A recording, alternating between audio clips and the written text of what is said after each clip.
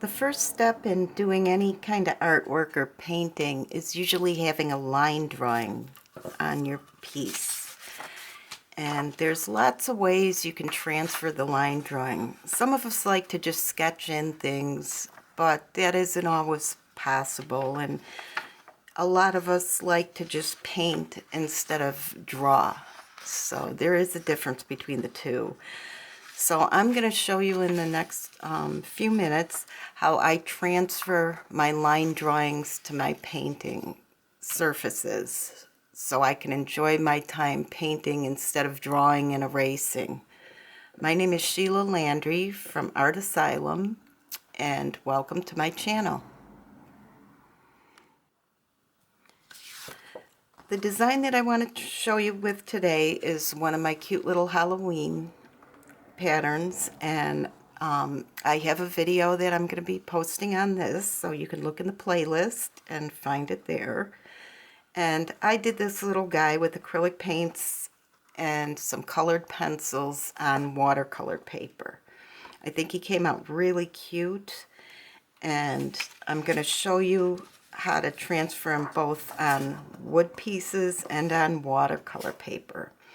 I have project sheets for all my designs or patterns available at my Toll Painting Design site or my Ko-fi shop. The links are below in the description.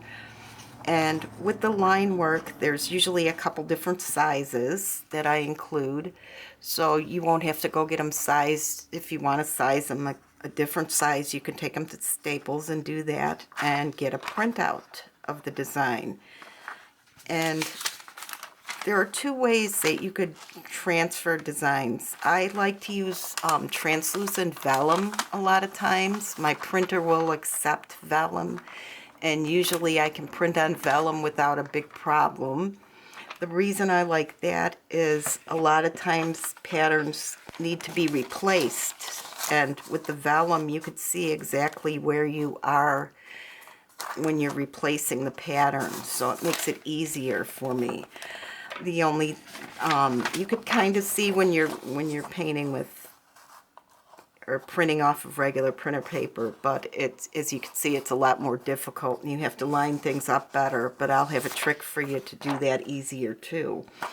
So once the design is printed out, I'll use the vellum one as I'm going to show how to transfer this onto a card. What I do, if it's a surface like this with edges, is I fold the pattern, and this works very well to hold it in place. I folded it at the top edge and the side edge, so it kind of holds it nice into place where I don't have to put a lot of tape on paper. And I'm going to take my tape and just kind of anchor it down. I think I only need one piece. See, it's still pretty stable. Hang on a minute. I forgot to pull out my transfer paper. What I'm going to use is just regular transfer paper. Transfer paper comes from all different companies. There's none that I really prefer over another. I prefer paper that's gray rather than black because I find that the lines get dark sometimes. This is a gray one. I think this is by,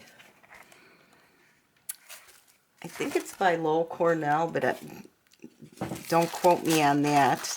And what this transfer paper is it's a thin tissue, and it has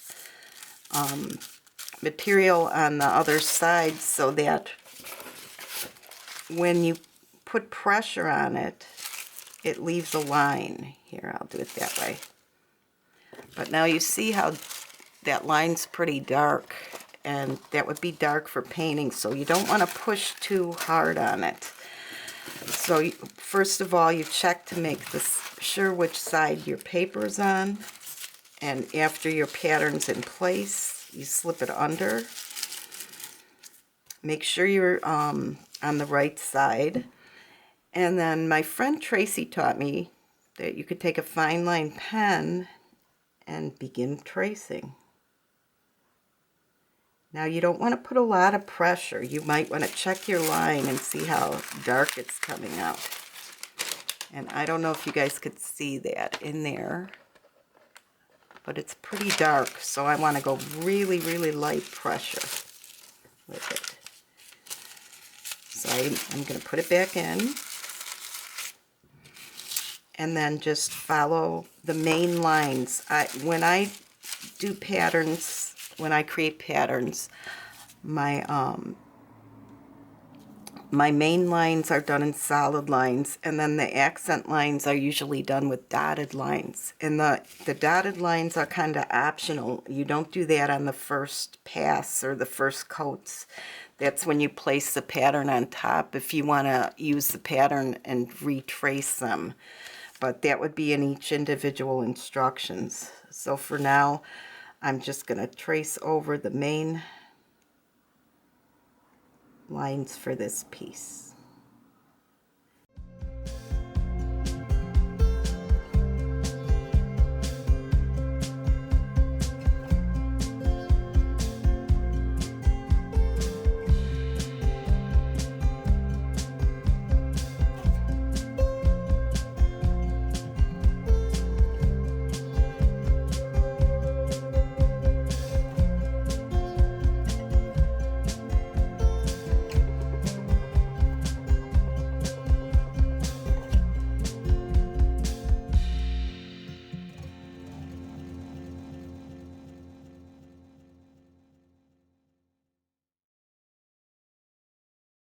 Okay, I think we're done.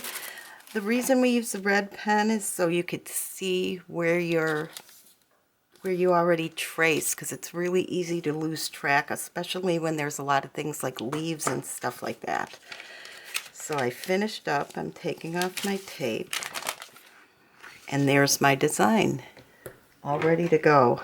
Now if it's a little dark, I feel like mine's a little dark, what I like to use is one of these kneaded erasers, and I make them into a roll, and I kind of just roll over the surface to get rid of the excess and lighten my lines. It doesn't work as good on paper as it does on wood because the paper's a little bit more porous. But it does help you to back off those lines a little bit, just so they're not as dark. Okay. So that should be good. So you're ready to paint. Now if you don't have access to graphite paper, you could always make your own by using just any pencil you have. You take your printout. I cut this to size. I'm going to transfer it onto this piece. And you turn over your design. And you just use the side of a softer pencil and kind of scribble. Now I'm doing it on the wood surface because my mat is textured.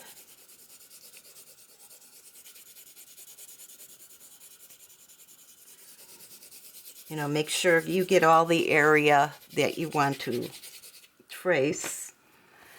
Take a tissue, and I buff it in a little bit because what that does is it doesn't smear as much, and you'll see it pulls off quite a bit of the graphite.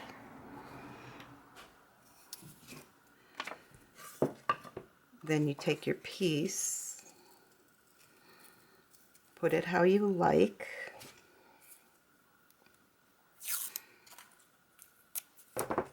Tape it into place so it doesn't move around. And then you could use your red pen and once again begin tracing.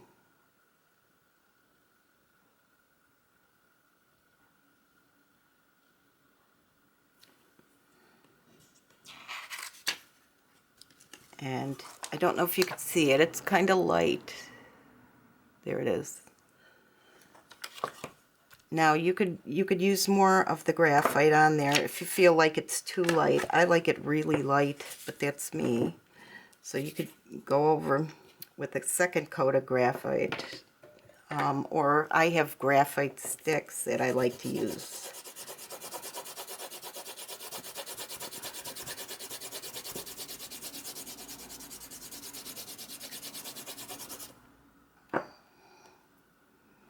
And once again, use a tissue, kind of buff it in, because then it gets in all those nooks and crannies. And same thing.